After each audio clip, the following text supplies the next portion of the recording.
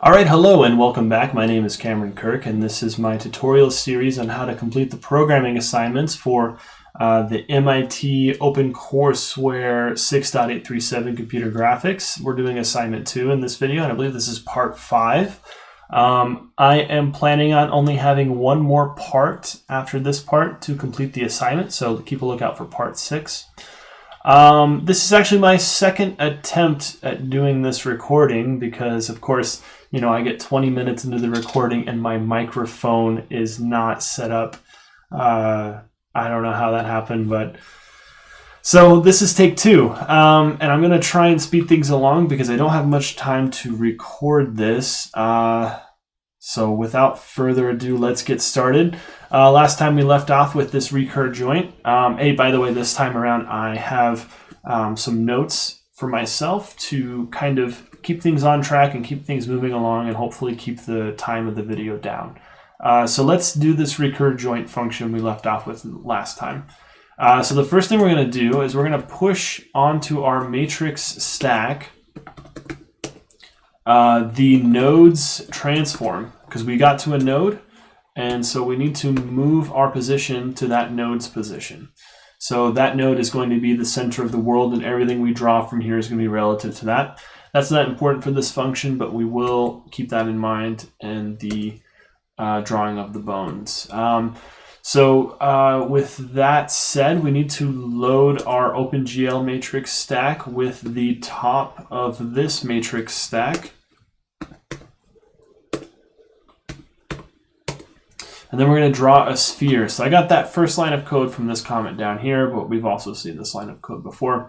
And now we're going to do this GLUT solid sphere. So GLUT, and we're going to do the recommended, oh, not a solid cube, sorry, solid, where's that sphere? Sphere? Sphere. 0.025, getting that number from right here. And 1212, okay. 12, 12. Okay, and so we've gone to this child. We have gone to this child's position. We have drawn a sphere at this child's position. And now what we're going to do is we're going to iterate through each of this node's children. So I'm going to type for I, and that is going to give me this for loop auto completion. Very nice. And we are going to go through this node's children, dot size, size, there we go. And for each of these children, we're going to call recur joint on this node's children, the ith child. So this is children number I. Okay, and then when we come out and we've gone through all the children, we're going to take off our transform for our current position. So we just do a simple matrix pop and we're done. So if I fire this up, and I'm going to pause the recording, it takes my computer a minute to load this, so one moment. We should be coming we should be coming up with, oh, my big head is in the way. Oh my goodness. Hopefully that's better. I want to see if I was blocking the code. Hopefully you guys saw. I'm pretty sure. Okay, yeah, I think you guys saw everything I was typing, but my big head was almost in the way. And I turned off the preview. But I don't know if you saw in that preview, and hopefully on your screen at home, when you hit the play button, you see the joints of the stick man there. And now what we're going to do is we're going to go through the assignment and complete drawing the bones. So we drew spheres for the joints, and then for the rest of this video we're going to draw the bones. We're going to get that done. So I encourage you to spend time reading through really this whole document and understanding what it is you're doing, but I'm just going to fly through and get you all the code. So everything you're about to see is actually from this information right here on how to size the bone and get it looking right, and how to point the bone and get the coordinate system for the bone. But yeah, let's zoom right along here. So we're going to be working out of this function, and the first thing we're going to do is we are going to push onto the stack Come on. We're going to push onto the stack the root joints transform. Excellent. So now we're at the root joints position. And then what we're going to do is we're going to iterate through all of the root joints children. So it's going to look a little something like this. Root joint dot children dot size. Did not get the autocomplete there. Okay. And since I pushed on my root joint, this is in my solution, and if you've been following along with me, I actually want to skip over the root joint because I made the root joint a child of itself, which I think probably wasn't necessary. But to skip over it, I am going to be starting at index 1. I is equal to 1. Great. So let me... Yeah. So then what we're going to do... Sorry, I was just trying to read off of my notes. Make sure I'm doing this in order. Then what we're going to do is we're going to call a recursive function, which we have to define here. And I'm going to call it recur bone. And it's going to take a joint node. There we go. And then we're getting the red squiggly. That's because it's not defined in our... Oh, what did I click? Oh my goodness. Okay, we're good. That is... Okay, my computer needs to chill out. There we go. Give me that wrench. Create declaration in the skeletal model.h. We're going to click on that, the little wrench that shows up. And it put it right under draw joints, but I'm actually going to cut it and paste it under drawSkeleton because this is our recursive function for drawSkeleton. Okay, we're going to close that. That little window was showing us skeletal model.h. So if I come over here, here is the change we just made in that little picture-in-picture. Cool. I'm going to hit the save button, not that that matters. So now let's talk about what it is we're going to be doing. So I think the first thing that we should talk about is this diagram I drew. Let me pull this up. Okay, so this gives you an idea of what we're going to be doing to draw the bones. So we're going to be drawing a cube if you read in the assignment, and over here on the left I've drawn a cube in this coordinate system. And what we're going to do is we're going to apply a series of transforms, so a rotation, a scale, and a translation, that is going to give us still a cube, but it's going to be oriented in a way that is going to be pointing to the next child node. So basically we want to go to all of the joints and we want to check that joint for all of its children, and then we want to basically beam a bone from us to all of the children. So it's got to be pointed at the child and oriented in a way such that it makes our stick man. And then what's interesting is we're still drawing a cube. So our transforms are actually going to be like sort of stretching and rotating the coordinate system that we're working out of. So this is still a cube in this coordinate system. In this basis A, this is technically a cube. It has a height of 1, a width of 1, and a length of 1. And this is a cube. Now, if we put this cube in this coordinate system, or maybe this cube in this coordinate system, then okay, no longer it's a cube. But yeah, this is kind of mind-bending to think about. But yeah, so I drew that picture that's showing us what we're going to be doing. Cool. So the first thing we're going to be doing is we're going to check if our node, so if our node has any children. So if node, so we're going to be doing a if node children dot empty, and this tells us, okay, if it's empty, then we'll do this code. So we want to take the opposite of that. So if this is not empty, we're going to do this code, and this code is going to be a for loop, and we're going to iterate through all those children.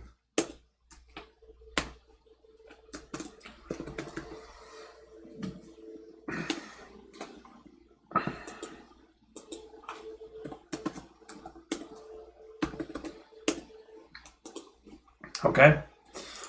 And then what we're going to be doing is, well, before we I mean, ultimately what we're going to be doing is we're going to be calling recur bone. So I can go ahead and put that down. This is the point, right, of the recursion. So we're going to go to each node and then call recur bone on each of those nodes, and they'll go to all the children. And we're going to crawl through our tree or our hierarchy and do some operations for each of the joints. So we're going to be passing this node's ith child right here. Okay, but we haven't done anything. We're just kind of getting here and then going there. So now let's start we want to draw a cube ultimately. So the first thing we need to do is we need to move the center of the world. So we're going to do a push for this node that we're at, the translation for this node, or the transform for this node. And then similarly, or to keep things balanced, after we get through all the children and we're done, we are going to pop that back off, pop this node's transform off before leaving. We're kind of cleaning things up and putting it back the way we found it by doing this pop. So for every push, you need to have a matching pop. Okay? Now, before we recurse to the children and draw bones for the children, let's draw a bone for our current node to each of the children. So we're going to do it in this for loop. So for each of the children, so child 0, child 1, child 2, draw bone, draw bone, draw bone, pointing at them. Cool. Now, one thing to keep in mind is the order that we push our transforms on the stack matters. So if you've read through the assignment handout, it'll tell you the different transforms you need to do, one of which is a scaling. So we're going to do a scaling here. Scaling transform. And then the order that we do these in matters. So if you do a scaling and then a translation, it's not the same thing as doing a translation first, pushing that on, and then do the scaling and pushing that on. Those are two very different things. So the order that we're doing things does matter. I encourage you to spend some time playing here and try to get some intuition or some understanding of what exactly is happening. Also, before we go to the next child, we need to pop these transforms back off. So the scaling and the translation, got to pop those back off. So now what we're going to plug in here for our push is we're actually going to access a constructor in our matrix 4F for a scaling matrix. And we're going to supply it 0.0. These are straight from the assignment to 5, 0.0 to 5, and 0.5. Now later we're going to come back and we're going to change the 0.5 to actually be the exact distance from where we're at to where the child's at. It'll give us the exact magnitude of that vector. We're going to come back and fix that. But for now we're going to do a fixed 0.5. And similarly for the translation, we're going to do a matrix 4F translation. And this is going to be a 0, 0, 0.5 as described in the handout. Okay, now we got to draw our cube. So I'm just going to say draw cube.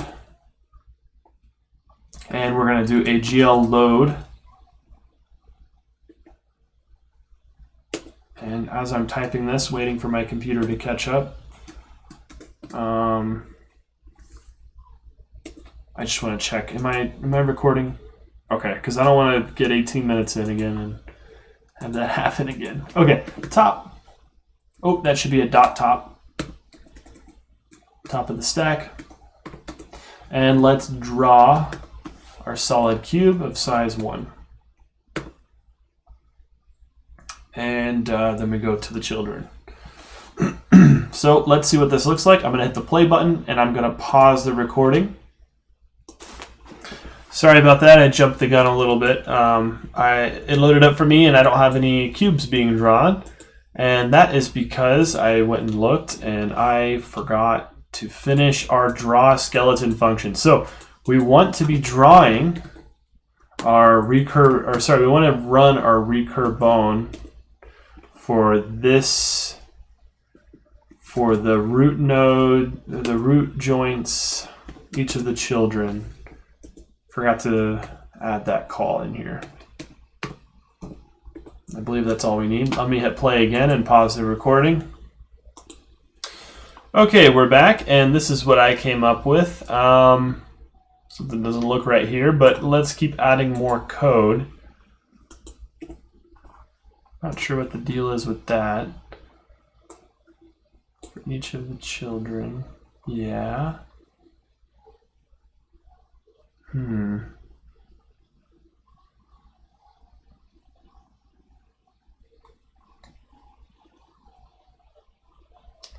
Let me pause the recording and double check my work so far.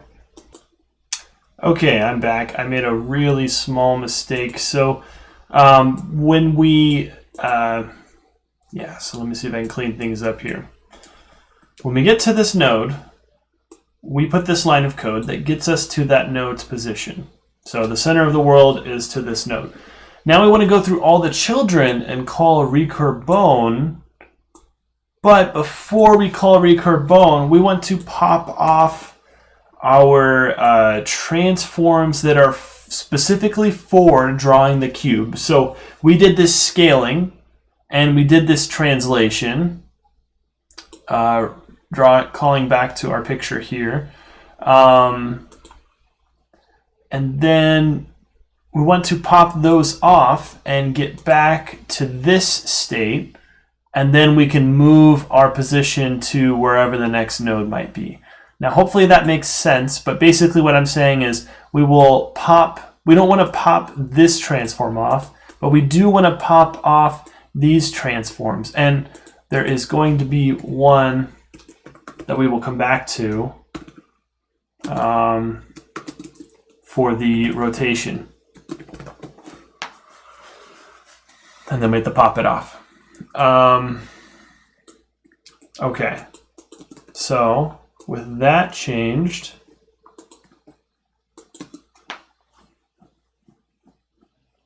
right, because we're stacking the plates up, so this translation goes with this push, this pop goes with this push, first in, last out. Okay, anyways, so let me hit the play button to see what this looks like. I'm going to pause the recording for a second. Okay, and I'm back, and I came up with this, and this is closer, but I'm still seeing a problem here, so I need to figure out what I'm missing with that one. So let me close this down. Let me pause the recording. I'm missing something. Hold on. Okay, this is what I get for cutting and moving code around and cutting things up. So I had moved, when I was paused, I had moved both of these guys into the for loop. And then when I unpaused, I moved one of them out of the for loop. We want both of them out of the for loop. Sorry about that. Okay, so now when I hit play, we should be good.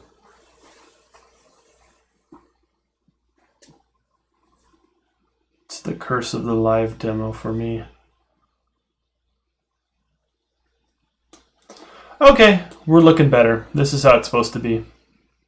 Great. And then now what we need to do is we need to do our rotation, and we need to do the scaling so that it's the exact length. Okay? All right. So with everything cleaned up and we're back on track, let's keep pushing ahead. And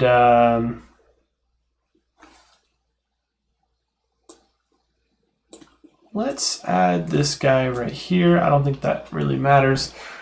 And we're doing from 0. Okay, I just need to get my bearings for a second. Call recur bone, pop our translation.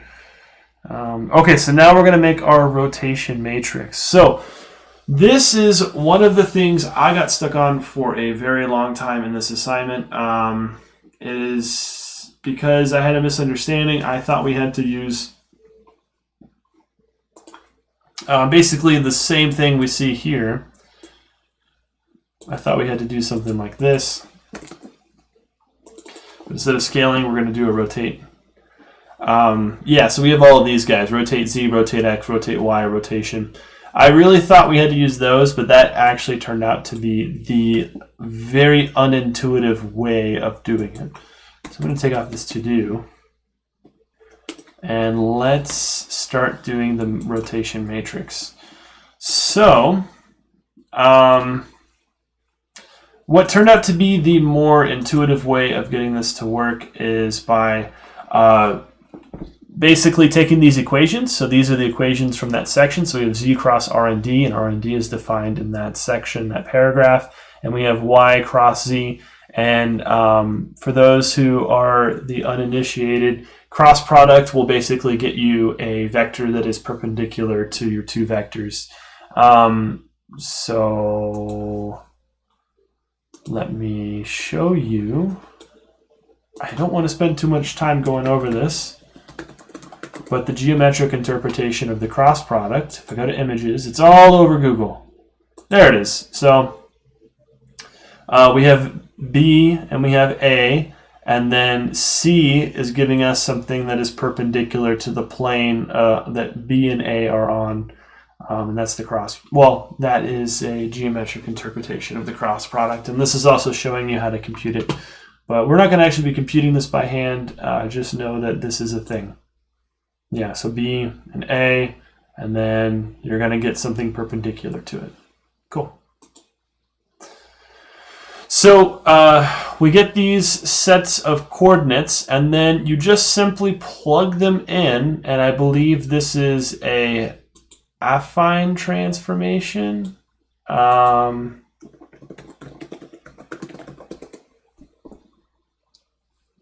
For the matrix. I saw a really good picture of it when I was doing some Googling.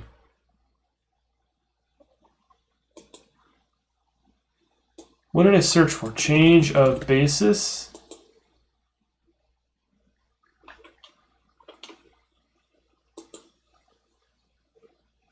I'm not going to spend too much time looking for it.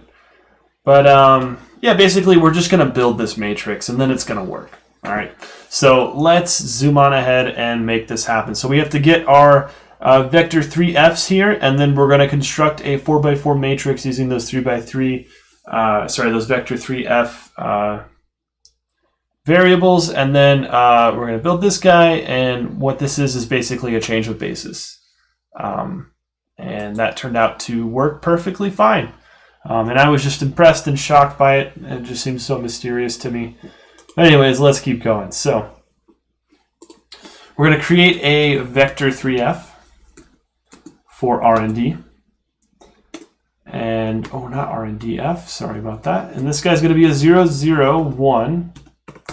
Then we're going to create a vector 3f for, I'm going to call it new Z. And this guy is going to be equal to the node, the translation of this child node. So the ith child here, the position of this child, the transform of this child. Cool. We're not done there. We need to get a column vector, and then we need to get the x, y, z. And we're going to get it from column number 3. Cool. So the transform, so let's do this.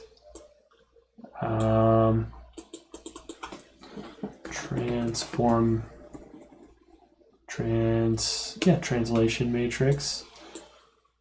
Images. What? Oh, that was my previous Google search. Translation matrix. 3D. There we go. We're getting the third column, or the fourth column, but index 3. So index 0, index 1, index 2, index 3. And then we're getting just the x, y, z. So we don't need this guy down here. We're getting rid of that. So we're getting just these 3 values from the child node's transform matrix. Cool. now what we're going to do is we are going to normalize new z. And so normalize is basically just going to give you the exact same vector, but of magnitude. The magnitude will be 1. Yeah, and the computer is going to do the computation for us, so we don't even have to recall, a squared plus b squared, and all the square root of it, add them together, whatever. We don't have to do any of that work. The computer does it all for us. So this is just magical and very easy. Okay, so now according to the document, we are going to find y, which is going to be the cross product, and we have a built-in cross product here. And it's going to be the cross product of new z cross r and d. And we're going to get that normalized once again. So it needs to have a magnitude of 1. And then now that we have y, we can find x, which again is another cross product.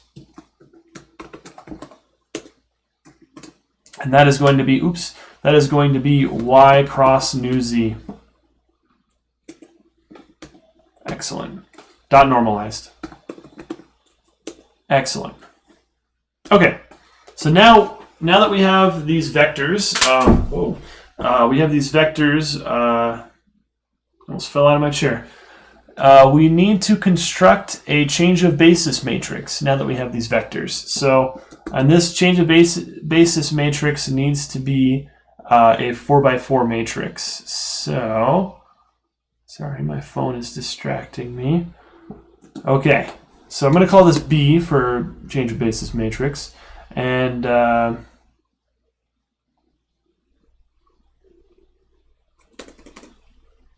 yeah, so let's set this equal to the matrix for Fi. We're going to get the identity matrix. Identity. And then also, let's make a basis, a 3x3 matrix basis, constructed from x, y, new z. Save it. Okay.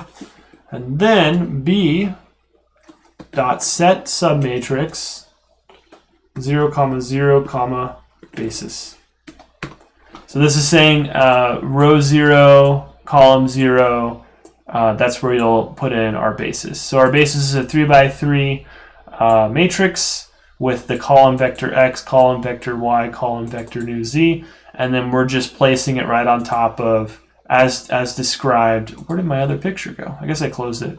But yeah, that's going to build our change of basis matrix. So now that we have this matrix, we can push it and we can pop it.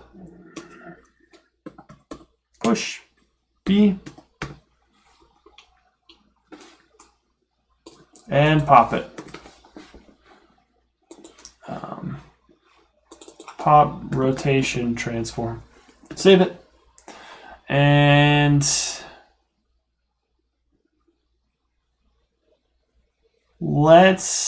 before we hit play, I'm not going to waste time hitting play. Let's go ahead and fix our scaling, our length. So this is going to be done using node children. Bear with me now. Ith child. The transform. Dot get call. Column 3. Dot xyz. Dot absolute value. Absolute value is going to give us the magnitude of that vector. Save. Okay, let's hit play. Let's see what we got.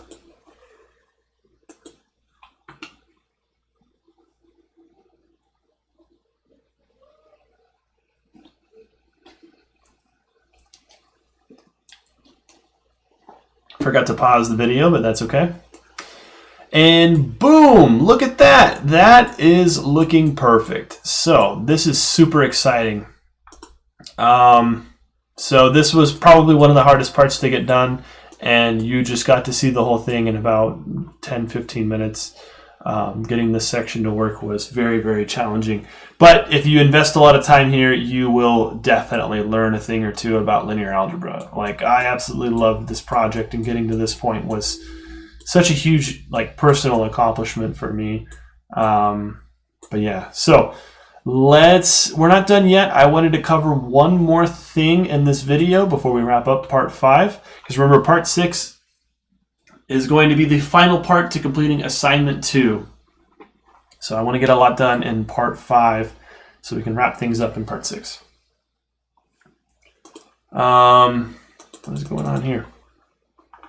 And we're going to be doing something pretty quick. We're just going to do the set joint transform function here. We're going to knock this guy out. It really isn't that much code. And what I'm reading off of is we just got this cube thing to work for drawing the bones, and now we're going to do this user interface thing. And this one really isn't too bad at all. All we're going to be doing is we are going to get the joint transform for that index, and we're going to store it in a matrix for f. So I'm going to create a matrix for f here. Oh, what happened? For f. I'm going to call it B because I'm lazy on naming these guys. And this guy is going to be equal to, from our list of joints, because we have a list, they are giving us this joint index as a nice argument. Why don't you detect? This is a variable. I know it's not incorrect. At position, joint. Why is it marking that wrong? Oh my goodness.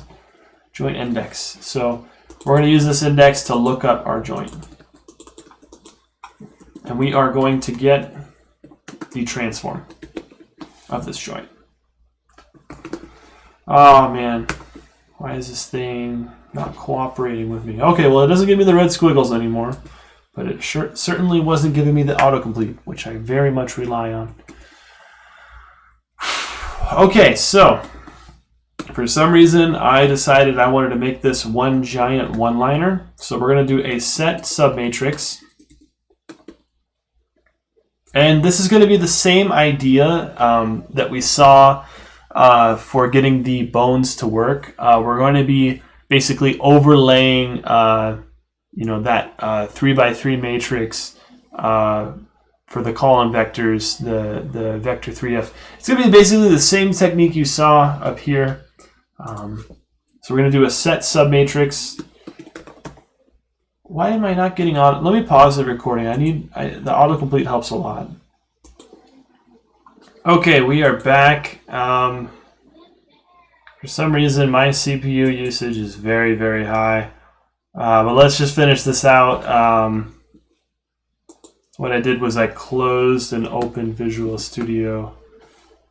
Okay, set 3x3. I need to finish this video before my computer blows up. And I made this one giant one-liner of code here. So bear with me, but we're going to do a matrix for f. And we're going to do a rotate z. And we're going to give it rz. And we're going to multiply that. Oops, the z needs to be capitalized. I'm getting this from the argument up here. And I'm going to highlight this line of code, paste it 2 more times, make this guy y, and make this guy x, and delete that asterisk. And then we're going to come outside of those 2 parentheses and get the 3x3 submatrix at position 0, 0, and give that a semicolon. And it's marking it red, but it should not be red. There's nothing wrong with that line of code. Bum, bum, bum, bum. Let me study it closely.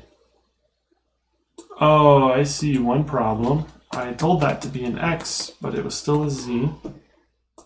Save it. Oh, why?